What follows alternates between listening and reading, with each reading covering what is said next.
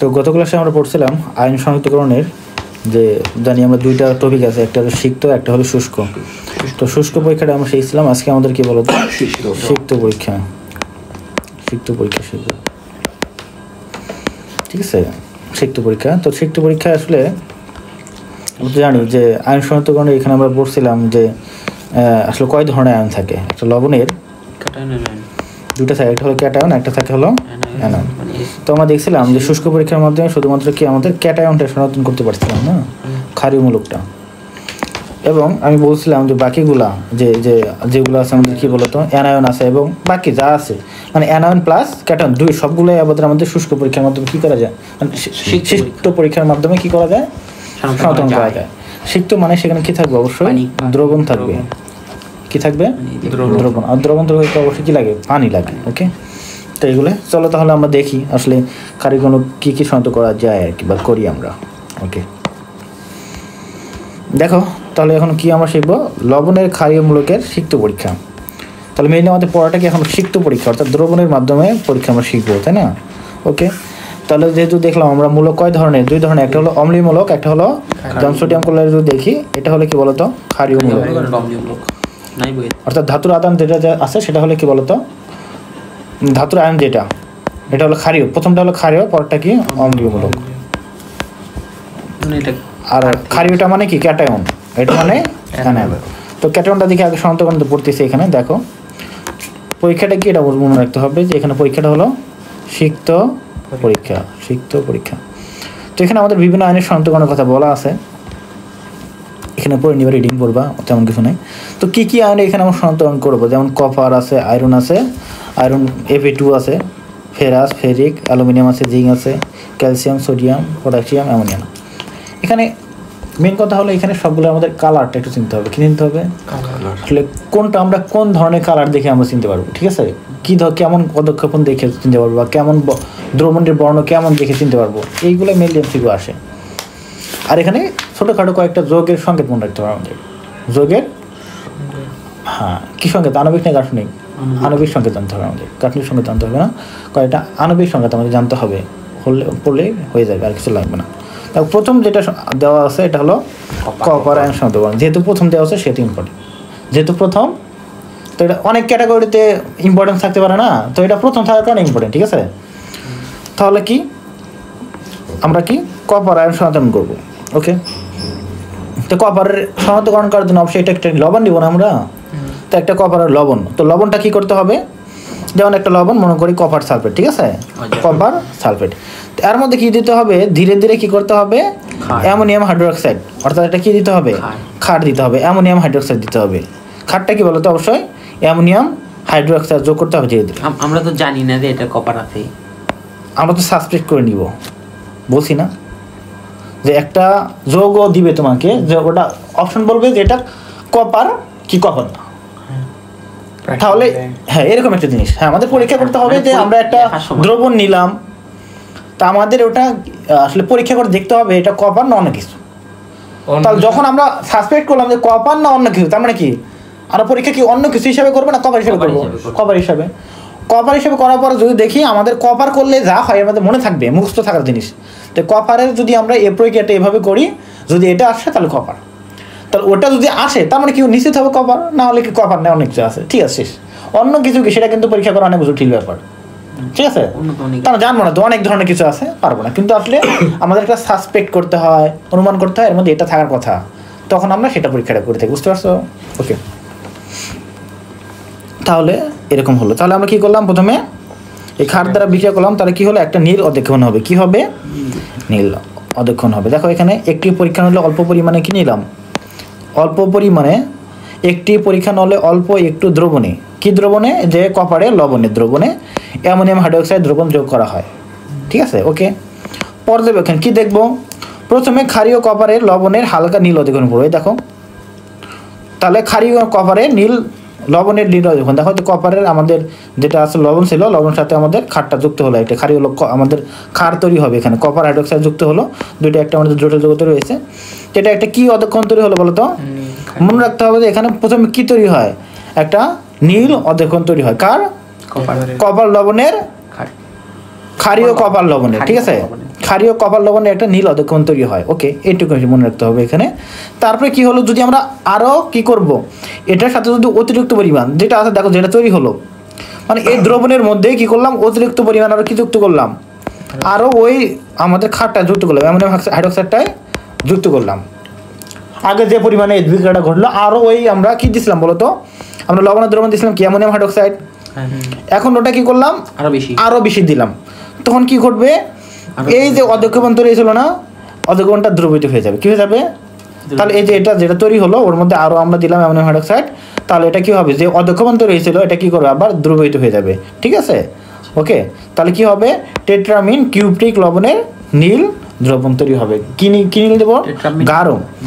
তাহলে টেট্রামিন বা 4টা অ্যামিন, ঠিক আছে, টেট্রামিন, তাহলে কিউপ্রিক সালফেট, কিউপ্রিক সালফেট। ওকে, তাহলে এটাকে গাঢ় নীল দ্রবণ তৈরি হয়। তাহলে এখানে আমাদের রং আছে দুইটা, গাঢ় নীল দ্রবণ, আর এটা কি বলতো নীল অধক্ষেপণ। তাহলে নীল, পরেরটা কি বলতো দ্রবণ তৈরি হবে। প্রথমে অধক্ষেপণ ছিল, পরে কি হয়েছে বলতো দ্রবণ তৈরি হয়েছে, একটু মনে রাখতে হবে। হ্যাঁ, তাহলে দেখো যদি আমরা একটা জিনিস সাসপেক্ট করলাম, কপার আমরা একটা জিনিস, একটা মনে করো একটা এরকম আছে, মনে করো কোনো একটা লবণ আছে, লবণ তো আমরা জানি না, আমরা সাসপেক্ট করছি এটা কপার হওয়ার কথা, বা কপার নিশ্চিত আসলে আমাদের কপার আছে কিনা, যে কপার নিয়ে কাজ করবো, কপার লবণ নিয়ে, তাহলে পরীক্ষা করে নিতে হবে না আসলে কপার কিনা, বা চেঞ্জ হলো কিনা, বা কেউ আবার চেঞ্জ করে দিয়ে গেছে কিনা। এই জন্য কী করলাম, কাজ করার জন্য আমরা এটা নিলাম। তাহলে এটা একটা দ্রবণ নিব, আমরা কি করতে হবে, যে তাহলে মনে করো যে আমরা এই যে লবণটা আগে নিলাম, মনে করো লবণটা কি ছিল, কপার একটা লবণ, কপার সালফেট। ওকে, তাহলে এটা একটা দ্রবণ আছে, এর মধ্যে কি করবো, ধীরে ধীরে আমরা ক্ষার দিতে হবে। কি দিতে হবে, কি ক্ষার, অ্যামোনিয়াম হাইড্রোক্সাইড দিলে কি হবে, এখানে একটা নীল অধক্ষেপণ তৈরি হবে।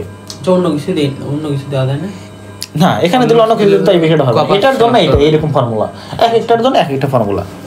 তাহলে এখানে দিলে তাহলে আমরা কি বুঝলাম, নীল অধক্ষেপণ তৈরি হলো, নীল অধক্ষেপণ তৈরি হলো, তার মানে বুঝলাম হয়তো হতে পারে, তাহলে মনে হয় আরো অন্য কারো ক্ষেত্রে নীল অধক্ষেপণ তৈরি হতে পারে, কিন্তু এই পরেরটা কিন্তু মিলবে না, আবার করা হয়। হ্যাঁ, এই জন্য তাহলে একটা আশা পেলাম হয়তো বা হতে পারে নীল অধক্ষেপণ তৈরি হয়েছে। আরো নিশ্চিত হওয়ার জন্য কি করলাম, পরে আরো একটা যোগ করে দিই, কি হয়, পরে আরো একটু যোগ করে দিলে যদিও অধক্ষেপণটা দ্রবীভূত হয়ে যায়, গাঢ় নীল দ্রবণ হয়ে যায় দ্রবণটা, তাহলে বুঝবো অবশ্যই এটা কি কপার। ঠিক আছে, ওকে, তাহলে এটা একটু মনে রাখতে হবে এভাবে। তাহলে কি যোগ করলাম এখানে, কপার আসল পরীক্ষা আসতে পারে, কপার আয়ন সন্ধান করতে কি যোগ করতে হয়, অ্যামোনিয়াম হাইড্রোক্সাইড, এই যে এমসিকিউ এটাই। ঠিক আছে, আর একটু কঠিন করলে কি দ্রবণ তৈরি হয়, অতিরিক্ত পরিমাণে অ্যামোনিয়াম হাইড্রোক্সাইড যোগ করলে কি তৈরি হয়, বা ক্ষারীয় কপার লবণের হালকা নীল অধক্ষেপণের সাথে অতিরিক্ত পরিমাণে অ্যামোনিয়াম হাইড্রোক্সাইড যোগ করলে কি রঙের দ্রবণ তৈরি হয়, গাঢ় নীল দ্রবণ। এরকম ভাবে এমসিকিউ আসতে পারে। তো দুইটা বললাম এমসিকিউ, এই দুইটা আসতে পারে। ঠিক আছে, ওকে, বা আসতে পারে যে আরও একটা এমসিকিউ হতে পারে, কঠিন হতে পারে, যে কপার আয়ন শনাক্তকরণ প্রক্রিয়াটা কয় ধাপ সংগঠিত হয়, কয় ধাপে করতে হয়, 2 ধাপে করতে হয়। তাহলে এরকম 3টা কোশ্চেন আসতে পারে এখান থেকে। ঠিক আছে, ওকে, এরপরে আসবে না এখানে। পরে দেখো এটা শেষ, এটা হলো কি ছিল আমাদের বলতো 1 নম্বর পদ্ধতি। কয় নম্বর পদ্ধতি, 1 নম্বর পদ্ধতি, কি শনাক্তকরণের, কপার। এখন দেখো আরও একটা পদ্ধতি আমরা কপার শনাক্তকরণ করতে পারি। আসলে এক একজন বিজ্ঞানী এক একটা বের করছে, বুঝছো, বের করে মানে করতে করতে বের হয়েছে পদ্ধতি। আরেকটা কি বলতো, পটাশিয়াম ফেরোসায়ানেট দ্রবণ পরীক্ষা আসবে, যে ফেরোসায়ানেট দ্রবণ দ্বারা কি কি মূলক শনাক্তকরণ করা যায়, আমরা একটু পরে দেখবো, বুঝছো। হ্যাঁ, তো এই ফেরোসায়ানেট দ্রবণটা আরো অনেক কিছু শনাক্ত করা যায়, একটু পরে দেখবো আমরা, এটা পরীক্ষা আসে। তো পটাশিয়াম ফেরোসায়ানেট দ্রবণ পরীক্ষাটা কিভাবে করব, সংকেত কোনটা, এই যে দেওয়া আছে পটাশিয়াম ফেরোসায়ানেট, এই সংখ্যাটা মুক্ত করতে হবে। পটাশিয়াম ফেরোসায়ানেটের সঙ্গে কি ফেরিসায়ানেট আছে, ফেরোসায়ানেট আছে, দুটো মুক্ত করতে হবে। দেখো দ্রবণে পটাশিয়াম ফেরোসায়ানেট দ্রবণ কি করতে হবে, যোগ করতে হবে। মানে কি, কপারের যে লবণ ছিল, দেখুন একটা, হ্যাঁ একটা লবণ নিলাম, এর মধ্যে পটাশিয়াম ফেরোসায়ানেট যোগ করতে হবে। তাহলে কি হবে, কিউপ্রিক ফেরোসায়ানেটের বাদামি বর্ণ অধিকরণ তৈরি হবে, শেষ, আর কিছু নেই, একদম এক লাইনে শেষ। মানে এটা এক ধাপে সংগঠিত হয়। তা কি বর্ণের, হ্যাঁ বাদামি বর্ণের। তাহলে পরীক্ষাটা কি কি পরীক্ষা হলো, প্রথমে কি অ্যামোনিয়াম হাইড্রোক্সাইড সহযোগী বিক্রিয়া, পরে কি বলতো পটাশিয়াম ফেরোসায়ানেট সহযোগী বিক্রিয়া, দুটো হলো।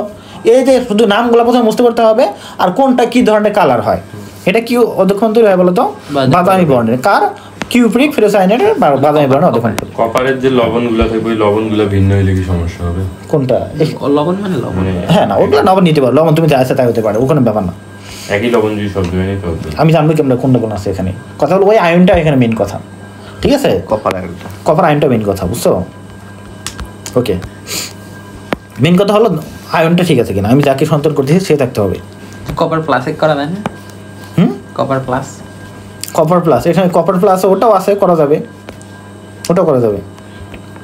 তবে এখানে শুধুমাত্র আমাদের কপার 2 প্লাস মানে কিউপ্রিক আয়নটাই সন্তুলন করা আছে আর কি। এটা বল পড়ছি তো দেখো,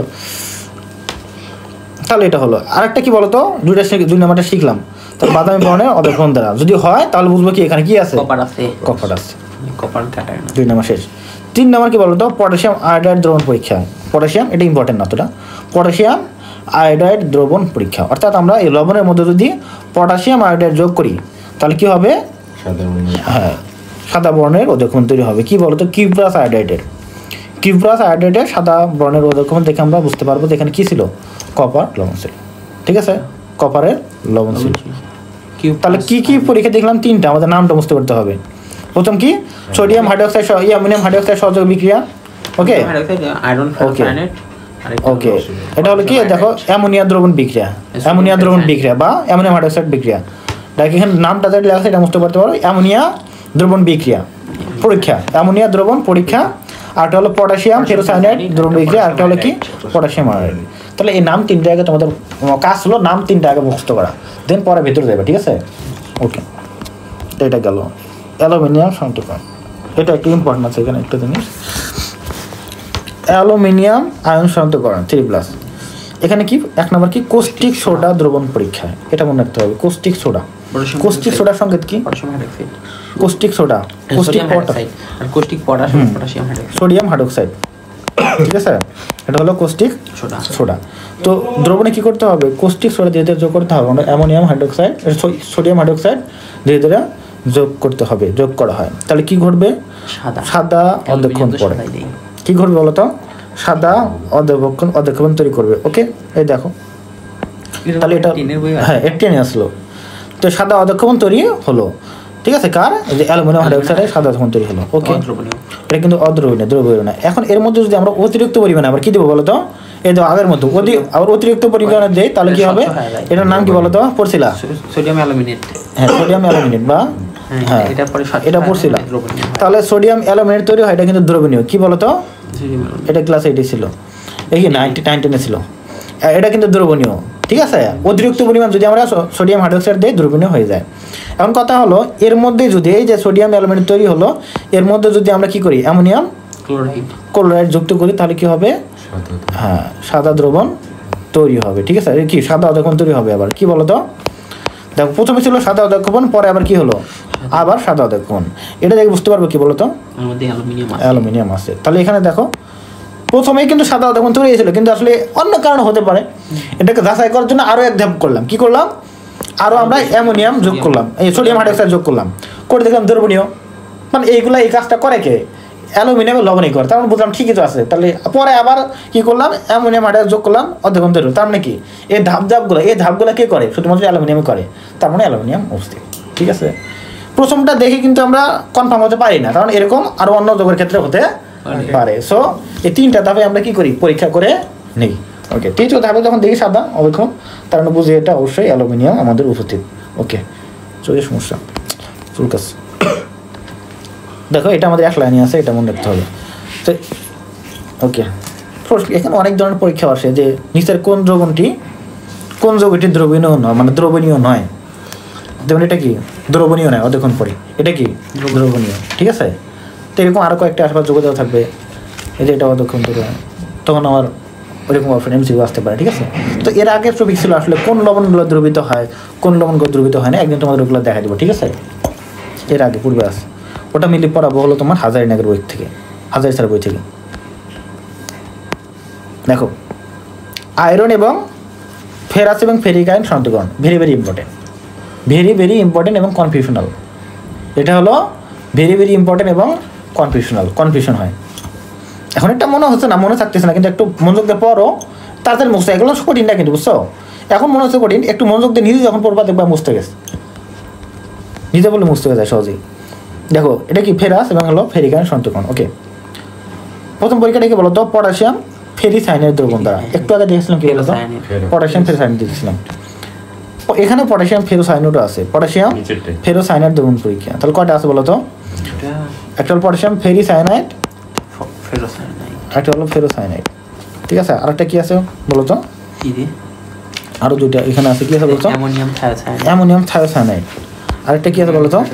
অ্যামোনিয়াম হাইড্রোক্সাইড দ্রবণ খালি অ্যালুমিনিয়াম। হ্যাঁ অ্যামোনিয়াম, হ্যাঁ অ্যামোনিয়াম হাইড্রোক্সাইড দ্রবণ পরীক্ষা। তাহলে এই কয়টা পরীক্ষার মাধ্যমে আমরা কি করতে পারি? শনাক্তকরণ করতে পারি। কয়টা বিক্রিয়া বলো তো? 4টা। ওকে, তো এখন দেখো কি কনফিউশনাল। এই যে প্রথম দুইটা কনফিউশনাল, প্রথমটা কি বলো তো? ফেরিসায়ানাইড, এটা মনে রাখতে হবে। ওকে, ফেরিসায়ানাইড আর ফেরোসায়ানাইডের সঙ্গীটা মুছতে করতে হবে। যে ফেরি এটা দেখো কত আছে 3, আর যেটা ফেরো আসলো কত ছিল বলো তো? 4। এটা একটু মনে রাখতে হবে, সংখ্যাটা মনে রাখতে হবে। ওকে, এখন দেখো এটা ক্ষেত্রে কালারটা কি, কোনটা ক্ষেত্রে কী কালার, ভেরি ভেরি ইম্পর্টেন্ট। দেখো এটা কী করতে হবে? পটাশিয়াম ফেরিসায়ানাইডের দ্রবণ পরীক্ষার ক্ষেত্রে কী করতে হবে? মেইনলি দেখো এই দুইটা পরীক্ষার মাধ্যমে কী করতে পারি আমরা? AP2+, AP3+ দুইটা সন্তান করি। তাহলে প্রথম হলো যে AP2+-এর ক্ষেত্রে, কার ক্ষেত্রে? AP2+ ক্ষেত্রে। দেখো গাঢ় একটি পরীক্ষা নলে যে কিছু পরিমাণ আমরা মজুদ দ্রবণ নিয়ে তাতে এই পটাশিয়াম ফেরিসায়ানাইড যোগ করলাম। মানে কি আমাদের এই লবণটা নিয়ে লবণের মধ্যে কি যোগ করলাম আমরা? Potassium ferricyanide. হ্যাঁ, লবণটা AP2+ না 3+ আমরা সেটাও জানি না, ঠিক আছে? হ্যাঁ সেটাই। আমরা লবণের মধ্যে নিলাম, নিয়ে কি দিলাম আমরা? Potassium ferricyanide. পটাশিয়াম ফেরোসায়ানাইডটা দিলাম, ফেরিসায়ানাইডটা দিলাম, ঠিক আছে? তো এটা দিলে কি হবে? যে দেখো নীল গাঢ় অধ্যক্ষণ পড়ে, কি বলো তো? যদি Fe2+ হয়। হ্যাঁ, নীল গাঢ় অধ্যক্ষণ পড়ে, তাহলে কি বুঝবো এখানে? অবশ্যই কি আছে বলো তো? AP2+ আছে, ঠিক আছে? তাহলে দেখো এই জায়গায় এর মধ্যে দেখো AP2+ এর মধ্যে আমরা কি দিলাম? আমরা জানি না কি আছে, মনে করো কিছু জানি না, আমরা এটা তো জানি না। তাহলে যদি আমরা পটাশিয়াম ফেরিসায়ানাইড দিলাম, যদি গাঢ় নীল অধ্যক্ষণ পড়ে, তাহলে কি বলবো এখানে? পটাশিয়াম আছে, তবে সেটা কোনটা? মানে আয়রন আছে, তবে সেটা কোনটা? AP2 কি দ্রবণ হলে বলো তো? নীল হলে। যদি আমাদের গাঢ় নীল অধ্যক্ষণ হয়। এখন একই প্রসেস করলে যদি আমাদের কি হয়? বাদামি অধ্যক্ষণ হয়, তাহলে কি বুঝবো?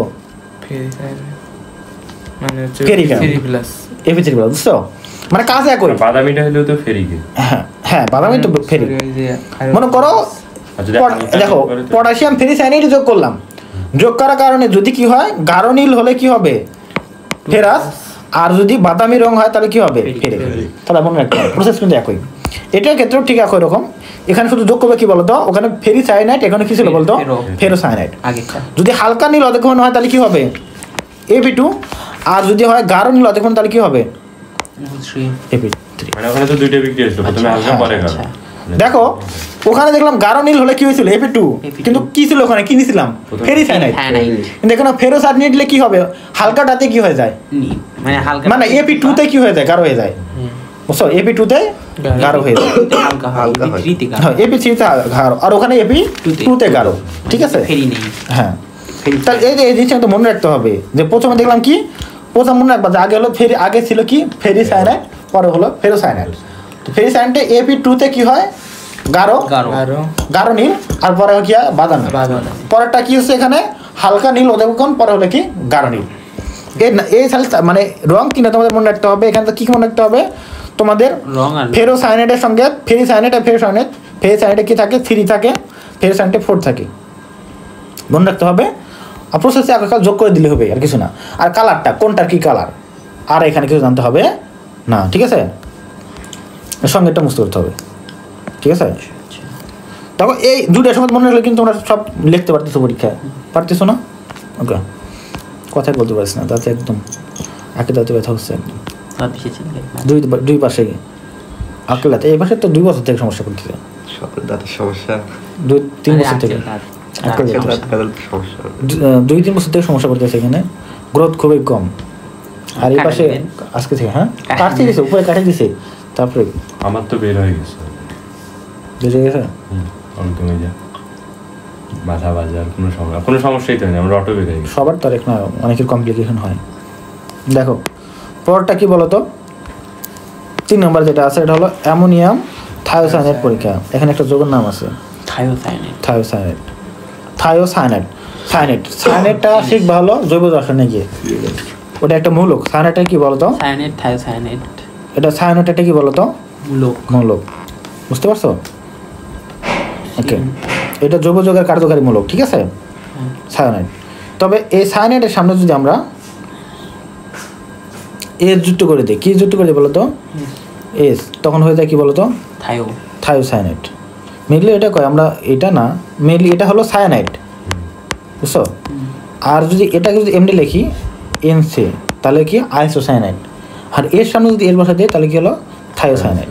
তো এটা দেখো কি আছে, এস এনসি, মানে কি বলো তো, সিএনএস থায়োসায়ানাইড, এস এনসি।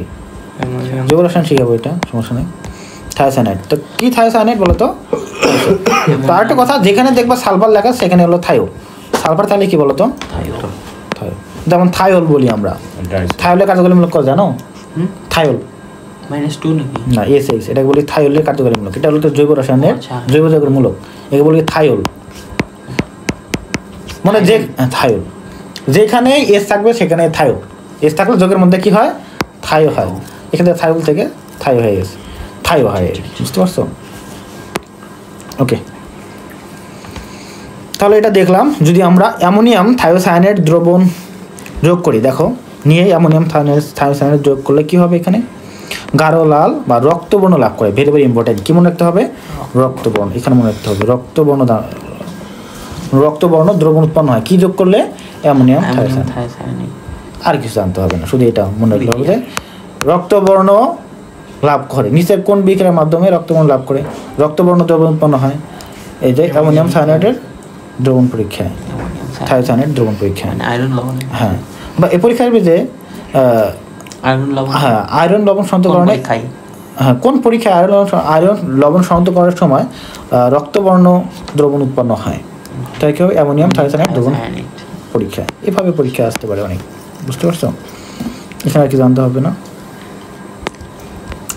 মানে রক্তবর্ণ হলে যে 3+, বুঝতে পারছো? ওকে, আর যদি মনে করো বর্ণহীন দ্রবণ হয় তখন কি হবে, 2+, এটা একটু মনে রাখতে হবে। তারপরে দেখো যেটা জানতে হবে এখানে, অ্যামোনিয়াম হাইড্রোক্সাইড দ্রবণ পরীক্ষা, এগুলো বেশি ইম্পর্টেন্ট না, আগেরটা ইম্পর্টেন্ট, বুঝছো? মানে আয়রন এখানে না, এই যে আয়রনের দুটো বললাম, ফেরিসায়ানাইড ফেরিসায়ানাইড, আর এই রক্তবর্ণ, এই কথাটা একটু ইম্পর্টেন্ট। ওকে, অ্যামোনিয়াম হাইড্রোক্সাইড প্রথমটা করছিলাম, দ্রবণ যোগ করলে কি হবে দেখো তো, প্রথমে একটা সবুজ অধক্ষণ হবে, তখন দেখছিলাম কি অধক্ষণ তৈরি হয়েছিল বলতো, সাদা অধক্ষণ অ্যালুমিনিয়ামের ক্ষেত্রে, হ্যাঁ কপারের ক্ষেত্রে কি নীল, এখানে কি বলতো সবুজ, আয়রনের ক্ষেত্রে সবুজ, মানে আয়রনের আসলে রংটাই সবুজ সবুজ, তো সবুজ। ওকে, দ্রবণের রং সবুজ হয়, হ্যাঁ সবুজ, তাহলে Fe 2+ উপস্থিত। পর্যবেক্ষণ কি বলতো, যদি বাদামি অধক্ষণ পড়ে তাহলে কি বুঝবো, Fe3+। এখানে আর কিছু লাগবে না। জিঙ্ক, এখন দেখো জিঙ্ক আয়ন শনাক্তকরণ, এগুলো অতটা ইম্পর্টেন্ট না, সাদা নেই, অতটা ইম্পর্টেন্ট না। তো প্রথমে দেখো এটা অ্যামোনিয়াম হাইড্রোক্সাইড দ্রবণ সহ বিক্রিয়া, ক্ষারীয় দ্রবণ সহ বিক্রিয়া, এটা যোগ করলে কি হবে, প্রথমে দেখো আমরা জানি কি, দেখো সাদা অধক্ষণ সঙ্গে সঙ্গে অতিরিক্ত অ্যামোনিয়াম হাইড্রোক্সাইড যোগ করা হয়।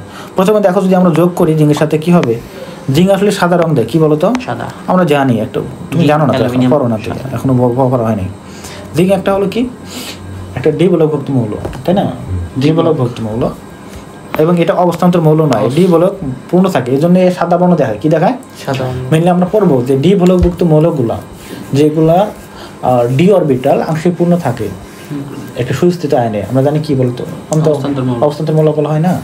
মেনলি অবস্থান্তর মৌলগুলা কিছু বৈশিষ্ট্য আছে, এরা রঙিন যৌগ গঠন করে, জটিল যৌগ গঠন করে, প্রভাবক হিসেবে কাজ করে, তারপরে আরো কি করে বলতো, পরিবর্তনশীল যৌগ দেখায়, পরে তো দেখাবেই।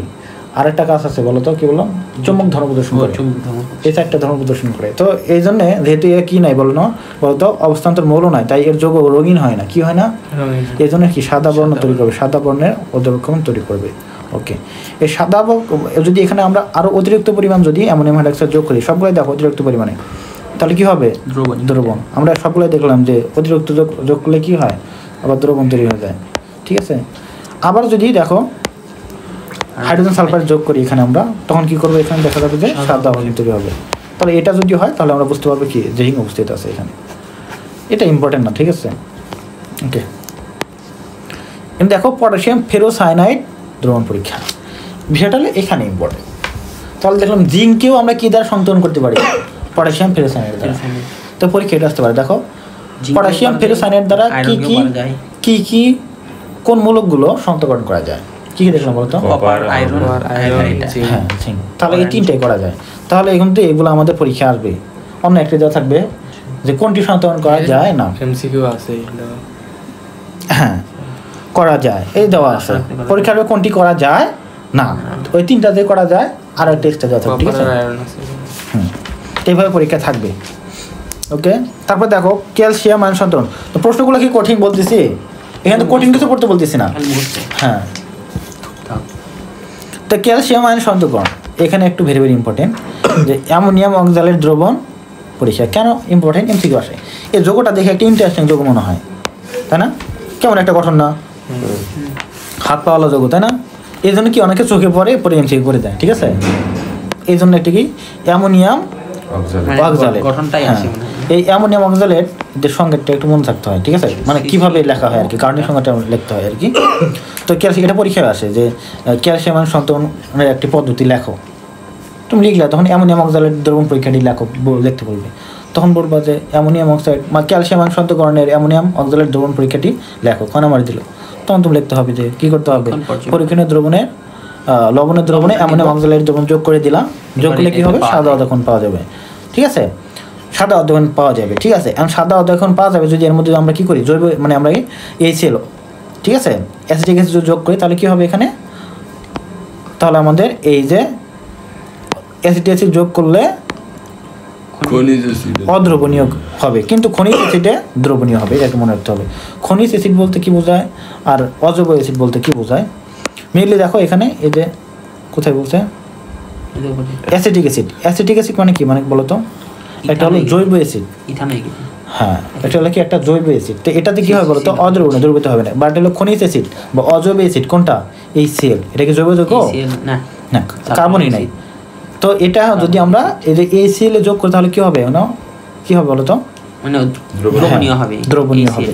তো দ্রবণীয় হলে আমরা বুঝতে পারবো কি বলো তো, এখানে ক্যালসিয়াম, তো মেনলি আমরা এটাই করব, এটা আমাদের দরকার নাই, যদি এক্সট্রা করা যায় করতে পারবো, ওটা দরকার নেই, হ্যাঁ দেখায় নেই। শুধুমাত্র আমরা কি করবো, এই সেল যোগটা করে দিব, যদি দ্রবণীয় হয়, কারণ আমাদের অধ্যক্ষণ তৈরি ছিল, এখন দ্রবণীয় হয়ে যায়, তার মানে কি বুঝবো এখানে ক্যালসিয়াম ছিল। প্র্যাকটিক্যাল করায় করতে পারে স্যাররা, করানো উচিত, কিন্তু আসলে করে না। দিন পেছিল প্র্যাকটিক্যাল যদি না আসে তাহলে সবার কি মার্ক কমে দিই, আর এখন পর্যন্ত একদিনও প্র্যাকটিক্যাল করে না, এখন প্র্যাকটিক্যাল হবে না, তো এখন পরীক্ষা চলতে সেটা তার মানে দেখো সেকেন্ড ইয়ার। তো যাই হোক, এটা একটু মুস্ত করতে হবে, এটা পরীক্ষা আসে, ঠিক আছে, এটা পরীক্ষা আসে যে এটা গঠনটা লিখতে হয়, ঠিক আছে। তোমাদের রুটিন দিয়ে দেবে দেখি, মানে এখন অনার্সে এটা একটু মুস্ত করবা, ঠিক আছে, এটা একটু মুস্ত করবা কেমন লিখতে হয়, ওকে। তারপরটা কি বলতো, অ্যামোনিয়াম কার্বনের দ্রবণ পরীক্ষা। অ্যামোনিয়াম মানে ক্যালসিয়াম শনাক্তকরণের, এটা অতটা ইম্পর্টেন্ট না, ঠিক আছে। শুধু কী হলো এখানে যে দেখো পর্যবেক্ষণ কী হলো, প্রথমটা পরীক্ষা করলাম এখানে যে ক্যালসিয়াম কার্বনের সাদা অধ্যক্ষণ পরে কী যোগ করলে অ্যামোনিয়াম কার্বনের দ্রবণ যোগ করা হলো, ঠিক আছে। তো এটা লাগবে না, এই যে ক্যালসিয়াম এখানে অ্যামোনিয়াম কার্বনের দ্রবণ যোগ করা হলে অধ্যক্ষণ পরে, এটা লাগবে না, ইম্পর্টেন্ট অতটা, এবার রিডিং দিবা, ঠিক আছে, আসার মতো কিছু নাই। কথা হলো এই যে এটার মধ্যে একটা জিনিস ইম্পর্টেন্ট আছে, যে সোডিয়াম আয়ন শনাক্তকরণ। এখানে কি ইম্পর্টেন্ট, এখানে হলো দেখো পটাশিয়াম পাইরো অ্যান্টিমোনেটের সংজ্ঞাটা ইম্পর্টেন্ট, অ্যান্টিমোনেট। হ্যাঁ, তাহলে সোডিয়াম আয়ন শনাক্তকরণ, তাহলে সোডিয়াম আয়ন শনাক্তকরণের নিচের কোনটি ব্যবহার করা হয়, পটাশিয়াম পাইরো অ্যান্টিমোনেট। নিচের কোনটি পটাশিয়াম পাইরো অ্যান্টিমোনেটের সংকেত, পরীক্ষায় বহুল প্রচলিত, মেডিকেলে আসছে, ঠিক আছে, একাডেমিকও আসছে অনেকবার, যে পটাশিয়াম পাইরো অ্যান্টিমোনেটের সংকেত বা সোডিয়াম পাইরো অ্যান্টিমোনেটের সংকেত কোনটি, পরীক্ষা আসে। K2S2SB2O7 একদম পুরো ঠাড়ায় মুস্ত, আচ্ছা আমি ধরবো মাঝে মাঝে ধরবো তোমাদের, তো পটাশিয়াম পাইরো অ্যান্টিমোনেটের সংকেত কি, আরও অনেক অনেক নাম আছে যেগুলো আসলে মুস্ত রাখতে হয়, তো এটা একটা জিনিসের সংকেত নাম, একদম মুস্ত করতে হয়। আর সুন্দর সুন্দর অনেক নাম আছে, যখন পড়বো আমরা কেমিস্ট্রিতে অনেক আমরা মুস্ত করবো। বলো তো ওই যে বরফ উদ্ভিদের বৈজ্ঞানিক নাম কি, মেসেমব্রেন্থেনাম ক্রিস্টালিনাম।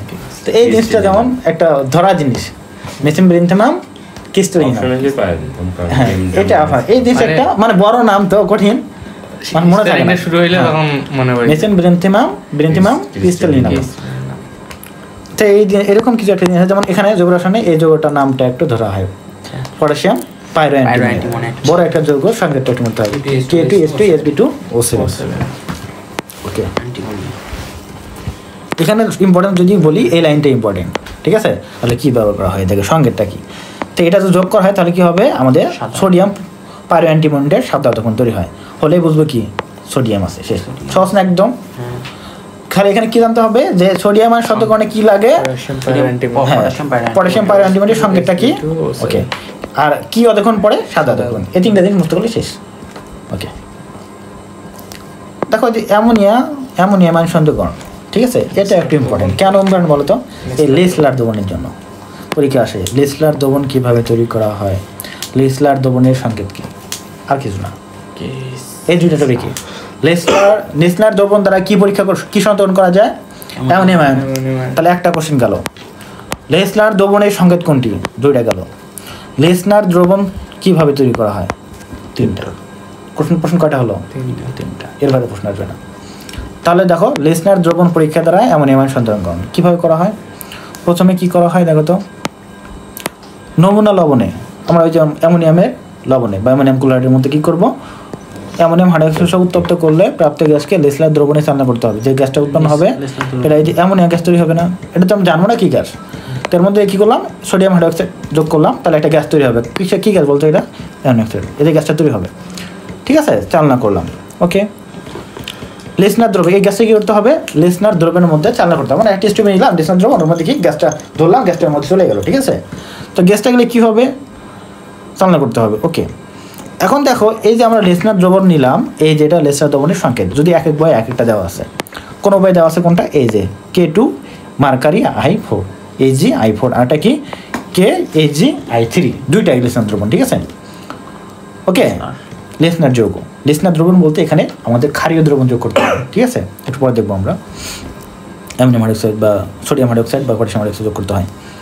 তো দেখো তাহলে যদি আমাদের আসলে এই যে লেসনার যে যৌগটা আছে এটা ভেঙে মেনলি পটাশিয়াম আয়োডাইড এবং মার্কিউরি আয়োডাইড তৈরি হয়। তো এই যে মার্কিউরি আয়োডাইড কী হয়, এখানে আমাদের যেটা দেখলাম এটা ভেঙে আবার কী হয়, এটা হয়, ঠিক আছে? একযোজি হয়ে যায়। তো এখানে এই যে এটার সাথে মেনলি কী হয়, অ্যামোনিয়া দিলাম না, মেনলি এটা কিন্তু অভ্যন্তর বিক্রিয়াটা ঘটে আর কি, বুঝছো? তারপরে লেসনার দ্রবণের মধ্যে ঘটে ডাইরেক্ট কথা। এখন লেসনার দ্রবণের মধ্যে যখন আমরা ডাইরেক্ট কথা, লেসনার দ্রবণ, লেসনার দ্রবণ প্লাস কি অ্যামোনিয়া। তাহলে লেসনার দ্রবণের মধ্যে কী দিলাম, অ্যামোনিয়া দিলাম। অর্থাৎ মেনলি কথাটা বলি যে আমাদের লবণটা নিলাম, অ্যামোনিয়ামের লবণটার মধ্যে কী দিলাম, না লেসনার দ্রবণ দিই না, সোডিয়াম হাইড্রোক্সাইড দিছি, খার দিছি, সোডিয়াম হাইড্রোক্সাইড দিছি। তাহলে কি হলো, একটা গ্যাস তৈরি হলো, গ্যাসটা আমরা লেসনার দ্রবণে দিলাম, লেসনার দ্রবণে গ্যাসটা আমরা দিলাম। তাহলে কী হবে, এখানে একটা বাদামি বর্ণের অধক্ষণ তৈরি হবে, শেষ, ঠিক আছে? বাদামি বর্ণের অধক্ষণ তৈরি হবে, ঠিক আছে? তারপরে অ্যামোনিয়া মার্কিউরিক আয়োডাইডের একটা বাদামি বর্ণের অধক্ষণ তৈরি হবে। কারণ কি বুঝবো, বাদামি বর্ণের অধক্ষণ দেখে বুঝতে পারবে এখানে কি আসলো, অ্যামোনিয়াম ছিল, ঠিক আছে? ভেতরে এই যে কোনটা দিয়ে কি কনভার্সন হয় এটাও দরকার নাই জানার, একটু মনে রাখলাম কি হয়, ঠিক আছে? লেখার জন্য হয়। তো মেন কথা হলো লেসনার দ্রবণের মধ্যে যোগ করলে শেষ, ঠিক আছে? তুমি এটা নাও দাও, ডাইরেক্ট যদি লিখে দাও এটা দিয়ে, তারপরে দেওয়া এটা যোগ করে দাও, তা বুঝে নিবে টিচার, ঠিক আছে? ওকে ওকে, তাহলে এটা হলো। এখন লেসনার দ্রবণটা আসলে কি, কীভাবে তৈরি করা হয়? যেমন সংকেত যদি দেখলাম এখানে বললাম এই যে দুইটা সংকেত KAgI3 বা potassium mercury, potassium mercury iodine আছে। তো এটা আবার কি আছে, KAgI4, ঠিক আছে? দুইটাই সংকেত, এক এক বই একটা দেওয়া আছে, হাজার স্যার বই এটা দেওয়া আছে। দেখো তাহলে দেখো এখন দেখো যে কীভাবে এটা আসলে দ্রবণটা কীভাবে তৈরি করা হয়। লেসনার দ্রবণটা প্রথম কী করা হয়, মার্কিউরিক ক্লোরাইড KI, মানে প্রথম কী করতে হয়, মার্কিউরিক ক্লোরাইড দ্রবণে পটাশিয়াম আয়নের দ্রবণ যোগ করতে হয়। দেখো এটা কি বলতো, মার্কিউরিক ক্লোরাইড, এখন কী দেবো, পটাশিয়াম আয়োডাইড যোগ করবো, করলে কী হবে, একটা লাল অধক্ষণ তৈরি হবে। মার্কিউরিক আয়োডাইডের একটা লাল অধক্ষণ তৈরি হবে। কী হলো এটা, মার্কারি আয়োডাইডের একটা লাল অধক্ষণ তৈরি হবে, ঠিক আছে? এখন এর মধ্যে দেখো আরও যদি আমরা কি যোগ করবো বলো তো, পটাশিয়াম আয়োডাইড অতিরিক্ত পরিমাণ যোগ করলে লেসনার যৌগটা তৈরি হয়ে যাবে। কি তৈরি হবে বলতো, লেসনার দ্রবণটা মানে যৌগটা তৈরি হয়ে যাবে। তো এর মধ্যে যদি আমরা কি করি, ক্ষার যোগ করে দিই তাহলে লেসনার দ্রবণ হয়ে যাবে, যেমন পটাশিয়াম হাইড্রোক্সাইড যোগ করলে, ঠিক আছে? তাহলে পটাশিয়াম মার্কিউরিক আয়োডাইড যে তৈরি হলো এটা হলো লেসনার যৌগটা আর কি, ঠিক আছে? যেটা বলি আমরা যে mercuric iodide, potassium mercuric iodide. তো এর মধ্যে যদি আমরা কি ক্ষার যোগ করে দিই, যেমন পটাশিয়াম হাইড্রোক্সাইড, সোডিয়াম হাইড্রোক্সাইড এগুলো যোগ করি, কিন্তু পটাশিয়াম হাইড্রোক্সাইড মেনলি যোগ করলে তাহলে কি হবে এটা বলো তো? লেসনার দ্রবণ। লেসনার দ্রবণ হয়ে যাবে, অর্থাৎ এই যৌগটা একটা দ্রবণ যখন বলি, ঠিক আছে? তো এটা ইফেক্ট ফেলে না, এর মধ্যে শুধু একটা দ্রবীয় অবস্থায় থাকে, এটাই আর কি, বুঝতে পারছো? তাহলে কীভাবে তৈরি করা হলো এটা একটু বুঝতে করতে হবে। তাহলে মার্কিউরি ক্লোরাইড কী করলাম, মার্কিউরি ক্লোরাইড দ্রবণে পটাশিয়াম আয়োডাইড যোগ করলাম, করলে একটা কি হবে, মার্কিউরিক আয়োডাইডের একটা লাল দ্রবণ তৈরি হবে। ওর মধ্যে কি দিলাম, আরও আমরা পটাশিয়াম আয়োডাইড যোগ করলাম, তারপরে কি হলো, পটাশিয়াম মার্কিউরিক আয়োডাইড তৈরি হলো। এটা কি মেনলি এর মধ্যে যখন আমরা কি করবো পটাশিয়াম হাইড্রোক্সাইড যোগ করে দেবো এসে খাটটা, তখন এটা লেসনার দ্রবণ হয়ে যাবে, শেষ। তাহলে বিক্রিয়াটা একটু মুক্ত করতে হবে, তাহলে এইটা একটু মুক্ত করতে হবে, কথা বলে একটু মুক্ত করতে হবে, পরীক্ষা এটা আসে খ নাম্বারে, বুঝতে পারছো? তো যেগুলো বললাম কি কঠিন ছিল, একটু মনে রাখতে হবে, খালি কঠিন না, বোঝার তো কঠিন নেই, বোঝার কিছু আছে এখানে কিছু বোঝার কিছু নাই, শুধু একটু মনে রাখার জিনিস, পরীক্ষা আসে। তো লেসনার দ্রবণ জানতে হবে, ঠিক আছে? লেসনার দ্রবণের সঙ্গেটা কি জানতে হবে, ক্ষারীয় পটাশিয়াম মার্কারি আয়োডাইড এটা জানতে হবে, পটাশিয়াম পাইরি অ্যান্টিমনি জানতে হবে, ওকে, সংকেত জানতে হবে, ওকে, এবং কালার কি কালার তৈরি করে জানতে হবে, ওকে, এখানে জানতে হবে না। এ দেখো অ্যামোনিয়াম অক্সালেটের সংকেতটা জানতে হবে, ওকে, কোন পরীক্ষা করা হয়, ব্যবহার করা হয় ক্যালসিয়াম আয়ন শর্তকণ, এখানে জানতে হবে না।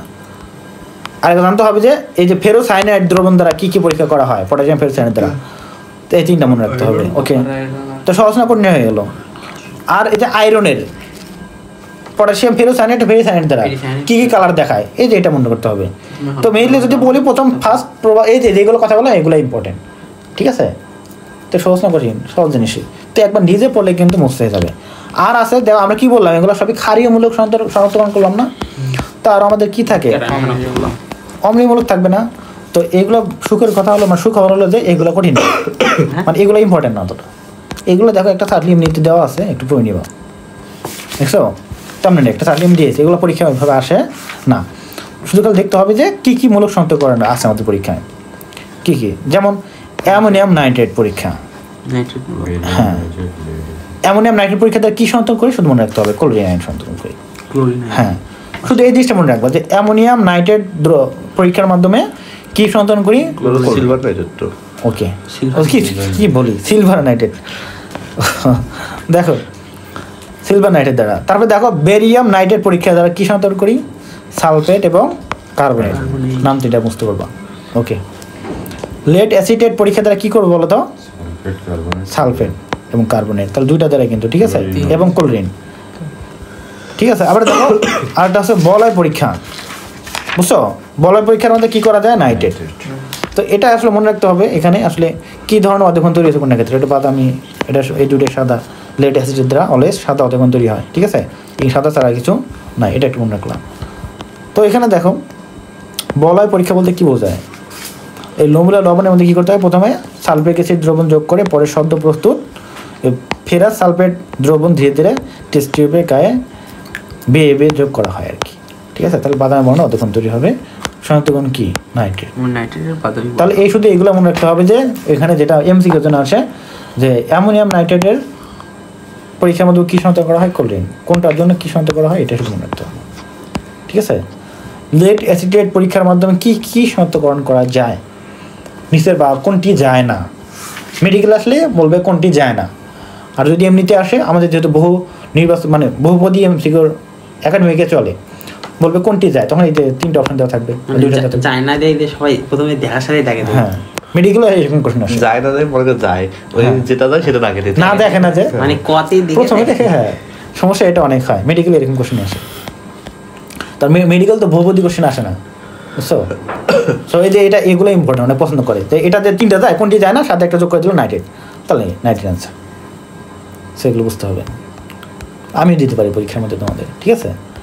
সো দেখো একদম সহজ জিনিস, তো এখানে আর কিছু নাই তোমাদের, এইগুলো পড়বা,